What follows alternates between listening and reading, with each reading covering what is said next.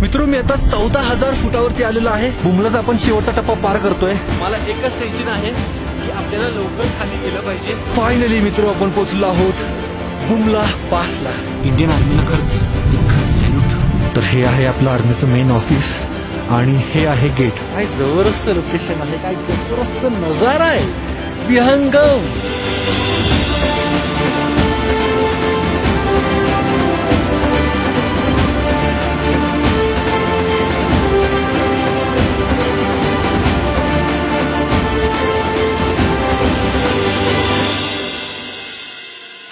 सुप्रभात मित्र हो, स्वागत आहे तुमचं एका नवीन व्हिडिओ मध्ये.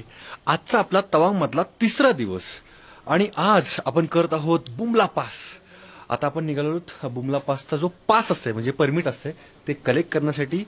काल आपण वॉर मेमोरियलला गेलो, तिथेच आपल्याला तो पास मिळतो. काल मी अप्लाय केलं होतं. खरं तर अप्लाय कसं करतात हे मी काल सांगायचं राहून गेलं. तर या इथे एक डीसी ऑफिस आहे, तिथे जाऊन तुम्हाला अप्लाय करायचे. ते डीसी ऑफिस मधून तुमचं अप्रुव्हल जातं तिकडेच मिलिटरी ऑफिसला आणि मग तिथून दुसऱ्या दिवशी सकाळी म्हणजे आता या टायमिंगला आपल्याला पास कलेक्ट करायला जावं लागतं वॉर मेमोरियलच्या इथे. खरं तर तुम्ही स्वतःहून पण करू शकता, बरं तुमच्याकडे जर वेळ नसेल तर या इकडे भरपूर असे एजंट्स असतात. सो एनिवेज आपण आता निघूयात, कारण की आपल्याला टॉप गाठायचं आहे.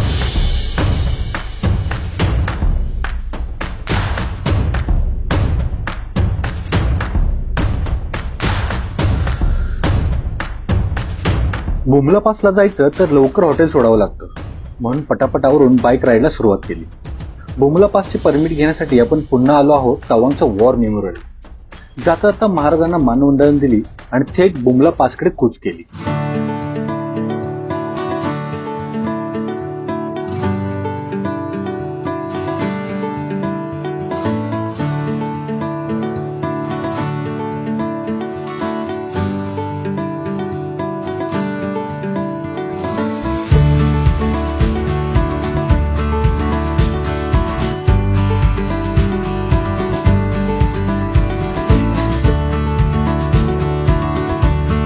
सध्या मी 10,000 फुटावर आहे आणि इथूनच आपल्याला 15,000 फुटापर्यंतचा प्रवास करायचा आहे, जो की एक थरारक अनुभव असणार आहे. जसजशी आपली गाडी वर जात होती तसे नजारे अजूनच सुंदर होत जात होते.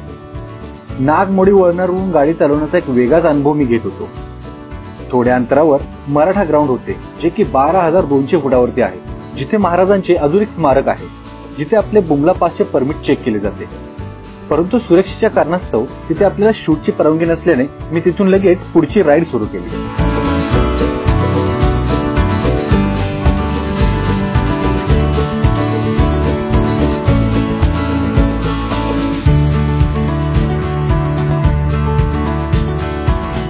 बुमला पासचा अर्धा प्रवास आपला झालेला आहे आणि आता आपण येऊन पोहोचलो आहोत PTSO या लेक जवळ.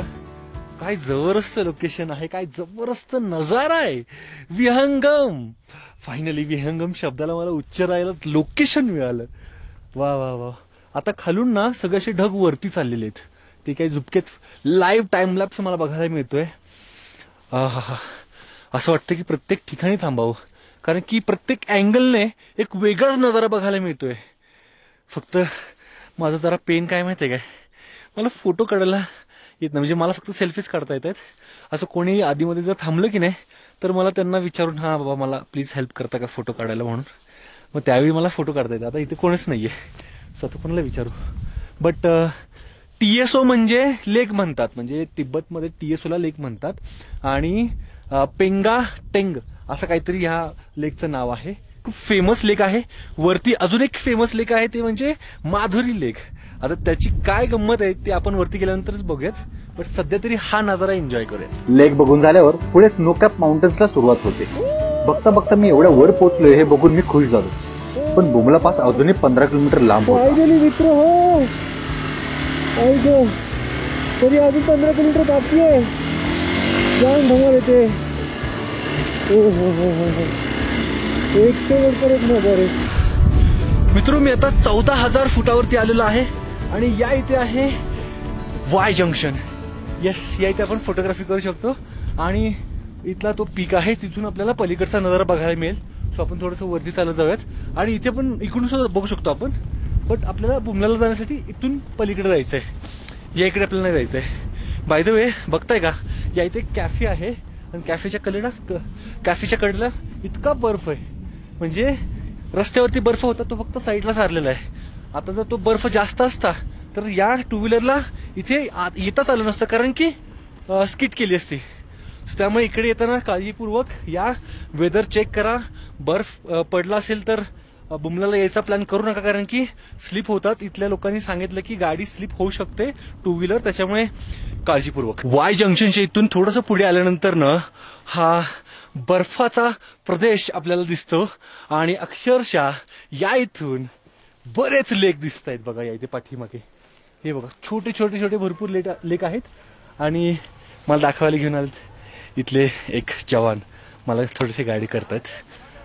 काय होतं माहिती आहे का, आपल्याला बऱ्याच गोष्टी माहिती नसतात आणि व्हेरी हेल्पफुल. म्हणजे आपल्याला काही जर लागलं तर लगेच येतात, काय तुम्हाला प्रॉब्लेम आहे का असं विचारतात. हे खूप भारी वाटतं मला. त्याच्यामुळे इकडे मला खूप सेफ फील होतं, म्हणजे एकटा आहे असं वाटत नाही. आता आपल्याला पाठीमागे जो पर्वत दिसतो तिकडे पलीकडे बुमला पास आहे. अजूनही 10 ते 12 किलोमीटर ते अंतर आहे आणि 10 ते 12 किलोमीटर म्हणजे इकडचं खूप जास्त आहे बरं का. मी समजायचो 10 ते 12 म्हणजे जवळ आहे, असं नाहीये. तो या इथे हे 2 लेक आहेत बघा. सो असे या इकडे ना भरपूर लेक्स आहेत, म्हणजे आता त्यांची नावं टीएसओ अशी आहेत भरपूर. बट वरती की नाही एक फेमस लेक आहे, ती आहे माधुरी लेक. ते तुम्हाला मी नंतर दाखवतो. बट काय लँडस्केप आहे, हो माय गॉड. केवढे मोठमोठाले पर्वत, त्याच्यावरती अक्षरशः बर्फ आहे. आणि तिकडे आता हे आलेलं आहे, काय म्हणतात त्याला, धुकं साठलेलं आहे. स्वतः मला एकच टेन्शन आहे की आपल्याला लवकर खाली गेलं पाहिजे जर पाऊस येण्याची जर शक्यता वाटते, कारण की पाठीमागे ढग दिसत आहेत तिकडे. जर पाऊस आला तर मला भिजावं लागेल. मी भिजलो की मला बाईक चालवता येणार नाही. तर त्यामुळे लवकरात लवकर आपण बुमला पासला पोहोचायचा प्रयत्न करूयात. Let's go. तर आता या वाय जंक्शनच्या इथून आपण जाऊयात वरती बुमला पासकडे. आणि आता ऊन आलेलं आहे, बरं झालं असं ऊन यायला पाहिजे मध्ये मध्ये, तर मला जरा जीवात जीव येतोय, नाहीतर अवघड होऊन जाईल माझं. हो थोडंसं आता बरं वाटतंय. मागाशी थोडासा श्वासाचा प्रॉब्लेम झाला, कारण की 14,000 फुटावरती आपण आत्ता आहोत. आता अजून मला 1200 फूट वरती जायचं आणि 12 किलोमीटर. हो लेट्स गो. हो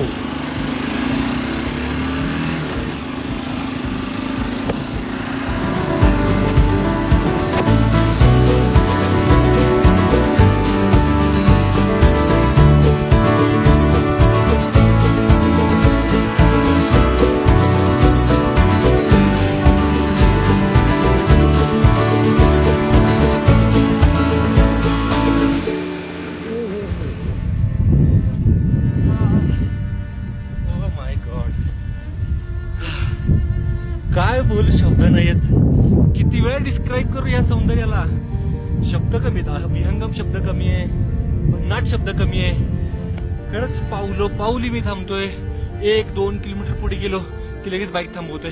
मला 11 वाजलेत, मला बुमल्याला लवकर पोहोचायचंय. पण ते म्हणतात ना, निसर्गप्रेमी डेस्टिनेशन पेक्षा त्या प्रवासाला जास्त एन्जॉय करतो, तसं माझं काहीतरी झालेलं आहे. बुमलाचा आपण शेवटचा टप्पा पार करतोय. समोर मला बुमला टॉप दिसतोय आणि या इथे एक वॉर मेमोरियल आहे. आता खरं तर मला ऑलरेडी उशीर झालेला, लोक आता रिटर्न जायला लागलेले आहेत. 3च्या आत आपल्याला खाली निघायचंय. त्यामुळे पहिल्यांदा आपण बुमला पास करूयात आणि मग येताना आपल्याला वेळ मिळाला तर वॉर मेमोरियलला आपण भेटू.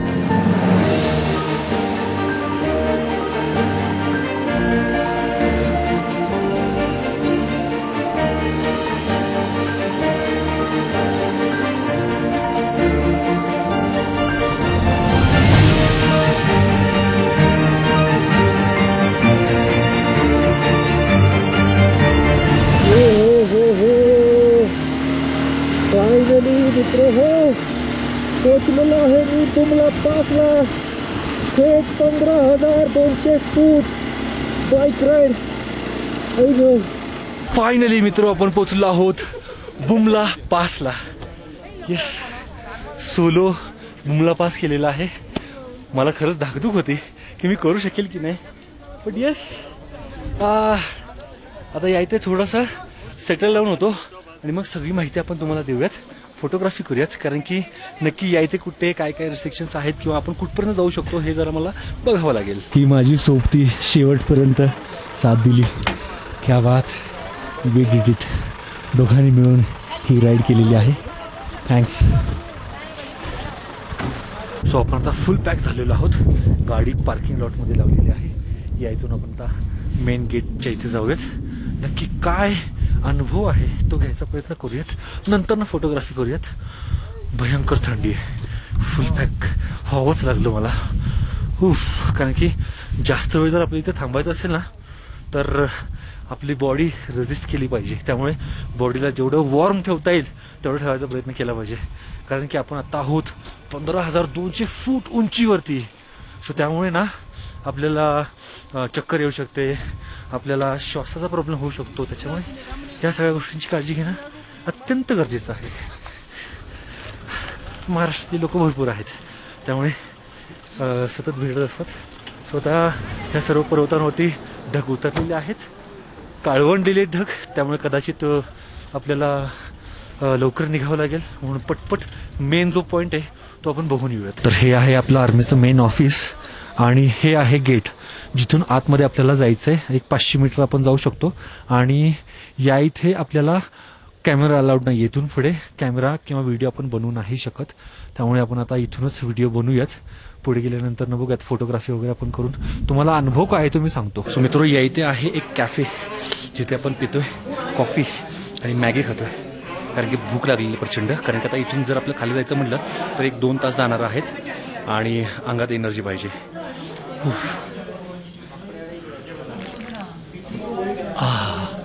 लवली. फायनली मित्रो, मी आलेलो आहे बुमला पास बघू. म्हणजे एक्झॅक्ट ती जी काही बॉर्डर आहे की नाही आपल्या इंडिया आणि तिबet चायनाच्या मधली, जिथे एक्झॅक्टली इंडियन जे आपले सोल्जर्स आहेत आणि चायनीज सोल्जर्स आहेत त्यांच्यामध्ये 10-20-30 फुटाचाच फक्त अंतर असेल. आणि ते लोक येतात तिकडून एक फोटो काढतात आपला. म्हणजे आपले सगळेजण तिकडे जात असतात ना आपल्या सैनिकांना भेटण्यासाठी. एवढ्या लांब आपले इंडियातून लोक येत असतात. हे त्यांना विशेष वाटतं. त्यांच्यासाठी कोणी येतच नाही बघायला. म्हणजे हा जो प्राऊड फिलिंग आहे ना आपली ॲज अ इंडियन म्हणून, हे खूप मोठी शक्ती आहे. आता या इथल्या स्टोरीज ज्या आता पुढे गेल्यानंतर आम्हाला ब्रीफिंग केलं. म्हणजे आता जसं मी तुम्हाला सांगितलं की त्या बारच्या पुढे आपल्याला शूट करायला किंवा व्हिडिओ करायला अलाउड नव्हतं. त्याच्यामुळे आपण शूट नाही केलं तिकडे. सो प्रोसिजर कशी असते तर पहिल्यांदा तर आपल्याला एक ह्याचा पास घ्यावा लागतो खालून.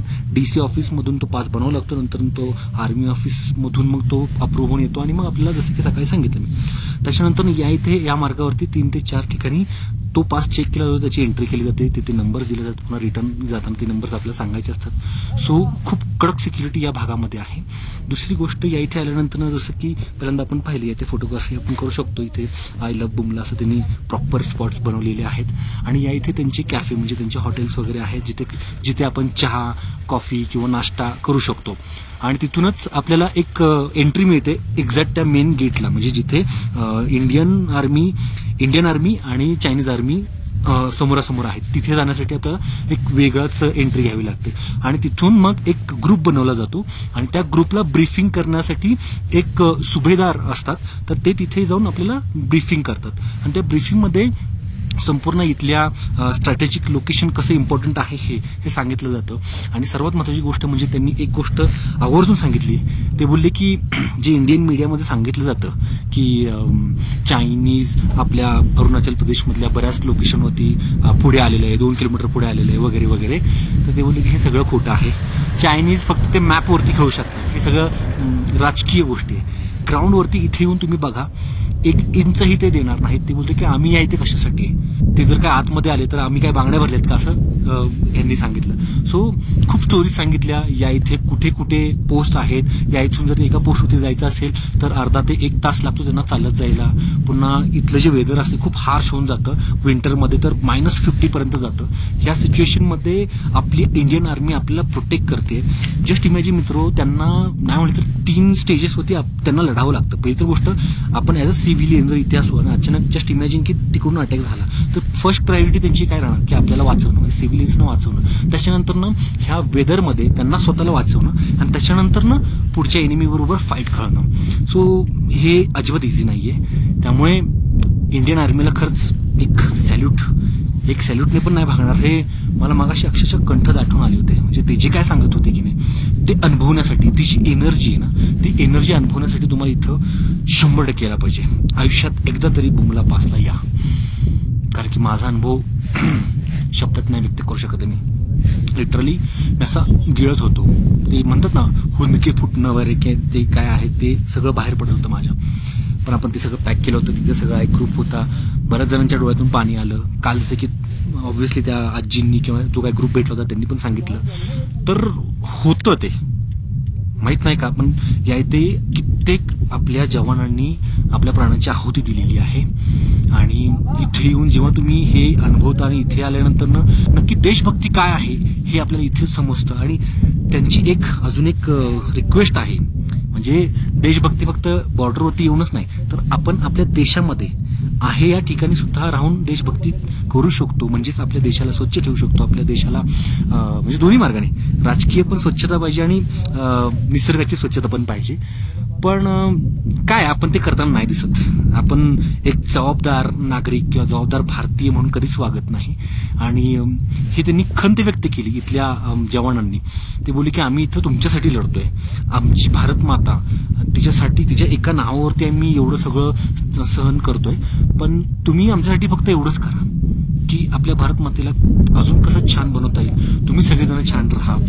एक छान संदेश त्यांनी दिलेला आहे. हे खरंच शब्दात नाही व्यक्त करू शकत आहे. आणि मला असं वाटतं की इथे एक वेगळी एनर्जी आहे, ती फील करण्यासाठी इथे यायला पाहिजे. चला मित्रो, आय थिंक मीच शेवटीला आहे. सगळ्या गाड्या गेलेल्या खाली. टाइम पण झालेला आहे. खालून आता धुकं वरती येत आहे. सो कदाचित मला वाटेत धुकं वगैरे सापडेल. सो रिस्क न घेता थेट जाऊयात खाली.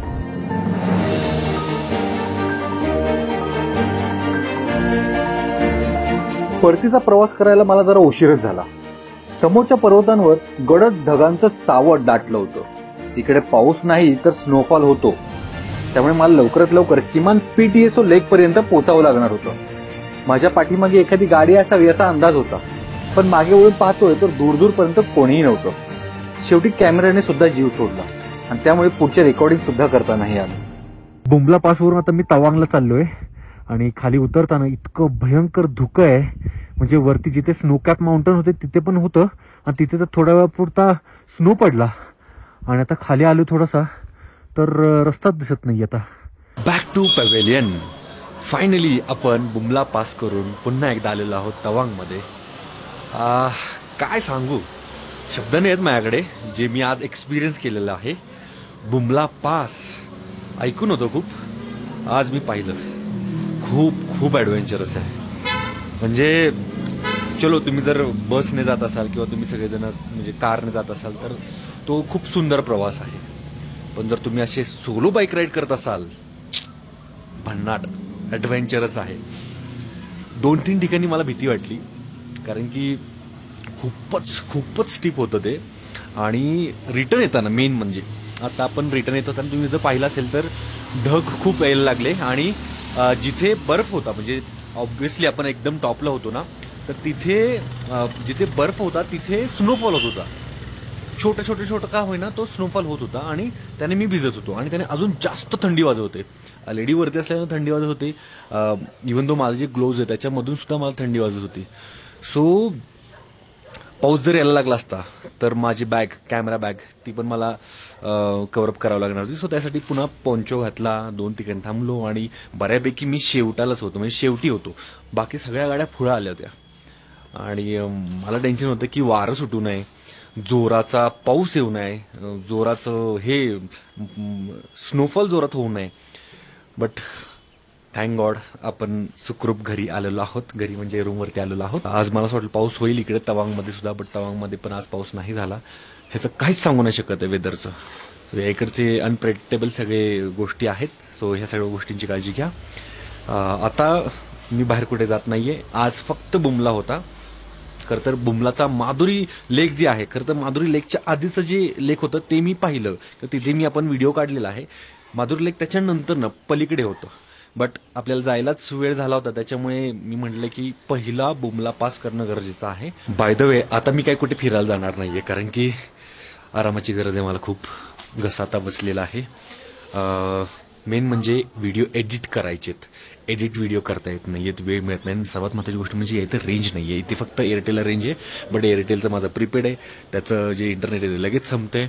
आणि जे पोस्टपेड आहे ते जिओ आहे, जिओला रेंजच नाही आहे. असा माझा एकदम खेळखुंडबा झालेला आहे. तुम्ही म्हणाल की व्हिडिओ उशिरा का येत आहेत, तू टाकणार होतास डेली किंवा 1-2 दिवसाच्या गॅपने, बट हे सगळं मित्र माझ्या हातात नाही आहे. मी व्हिडिओ मस्त एडिट करेल, बट हे आपल्याला कनेक्टिव्हिटी, इंटरनेट कनेक्टिव्हिटी मिळणं खूप गरजेचं आहे. आणि बऱ्याचदा असं होतं की मी डेली व्हिडिओचा प्लॅन केला होता, पण अशा काही कंडिशन्स येतात की तिथे तुम्हाला म्हणजे एकतर आजारी पडता किंवा तुम्हाला पावसात भिजता किंवा तुम्हाला रूम मिळत नाही किंवा तुम्हाला दुसरे पुढचे प्लॅन्स करायचे असतात, सकाळी लवकर उठायचं असतंय, भरपूर गोष्टी असतात. आणि मेन म्हणजे की व्हिडिओ एडिट करताना म्युझिक शोधायला जास्त वेळ जातोय. सो हा एक प्रॉब्लेम सध्या चालू आहे. आणि मेन म्हणजे मी मोटो व्लॉगिंग करत नाहीये, म्हणजे फक्त मी रेकॉर्ड करतोय माझी जर्नी, त्याच्यामध्ये मी बडबड नाही करत आहे. त्यामुळे त्या सीन्सला मला म्युझिक टाकणं हे गरजेचंच आहे. आत्ता मी व्हॉइस ओव्हर नाही करू शकत, कारण की तेवढा वेळ नाही. व्हॉइस ओव्हरसाठी लिखाण आलं, व्हॉइस रेकॉर्ड आला, त्याच्यासाठी जास्त एडिटिंगची प्रोसेस आहे आणि तेवढा वेळ माझ्याकडे नाही आहे. सो बघूयात. आपण आता प्रयत्न असा करणार आहोत की हे सगळे जे व्हिडिओज आहेत रॉमध्येच टाकणार आहे. बट एकदा का सिरीज सगळी पूर्ण झाली की नंतर मस्तपैकी एक ठिकाण, फॉर एक्झाम्पल तवांग, मग तवांगपर्यंतची माझी पूर्ण जर्नी, तवांगचा एक्सपिरियन्स, ह्याची एक विशेष एपिसोड माझा असेल, ज्याच्यावरती मी कदाचित व्हॉइस ओव्हरिंग करेल, स्क्रिप्टिंग करेल. ते नंतर नसेल, पण आत्ता तुम्हाला जे काही लाईव्ह आहे ते दाखवायचा प्रयत्न करतो मी. आय होप तुम्हाला आजचा हा व्हिडिओ आवडला असेल. ह्या व्हिडिओमध्ये भरपूर काही गोष्टी मला अनुभवायला मिळाल्या. तुम्हालाही मी सांगेन की एकदा तरी आयुष्यात या बुमला पासला या, तवांगला या. खूप सुंदर परिसर आहे, खूप गोष्टी शिकण्यासारख्या आहेत, खूप गोष्टी एक्सपिरियन्स करण्यासारख्या आहेत. इकडचं कल्चर, इकडची लोक खूप मनमिळाऊ आहेत किंवा खूप हेल्पफुल आहेत, लगेच अप्रोच होतात ते. मेन म्हणजे आपल्या आर्मीचे जे काही जवान आहेत ते सुद्धा खूप हेल्पफुल आहेत. आज सुद्धा मला त्याचा प्रत्यय आलेला आहे. त्यामुळे खूप खूप भारी वाटलं मला. की भीती वाटली, बट मजा आली. सो आजच्या व्हिडिओपुरतं एवढंच. भेटूयात लवकरच नेक्स्ट एपिसोडमध्ये. तोपर्यंत बाय बाय.